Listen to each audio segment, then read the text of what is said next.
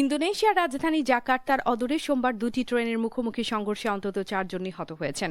আহত হয়েছেন আরও কয়েক ডজন যাত্রী। দেশটির রাষ্ট্রীয় গণমাধ্যমের বরাত দিয়ে আন্তর্জাতিক সংবাদ মাধ্যমগুলো জানিয়েছে, জাকার্তার উপকণ্ঠে বেকাসি তিমুর স্টেশনের কাছে দাঁড়িয়ে থাকা একটি লোকাল ট্রেনকে পেছন থেকে দ্রুত গতির একটি দূরপাল্লা ট্রেন সজোরে ধাক্কা দিলে এই দুর্ঘটনা ঘটে। সংঘর্ষের তীব্রতায় ট্রেনের কয়েকটি বগি দুমড়ে মুচড়ে যায়।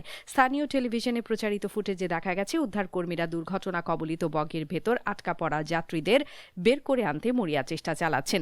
অনেককে স্ট্রেচারে করে হাসপাতালে নেওয়া হচ্ছে। কর্তৃপক্ষ আশঙ্কা করছে নিহতের সংখ্যা আরও বাড়তে পারে, কারণ কিছু যাত্রী এখনও বগির ভেতরে আটকে থাকতে পারেন।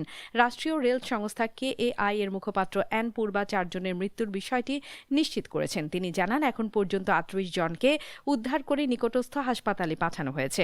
হতাহতদের পরিবারের প্রতি গভীর শোক ও সমবেদনা জানিয়েছেন তিনি। দুর্ঘটনার পর এলাকায় জরুরি উদ্ধার অভিযান জোরদার করা হয়েছে এবং রেল চলাচল সাময়িকভাবে বন্ধ রাখা হয়েছে।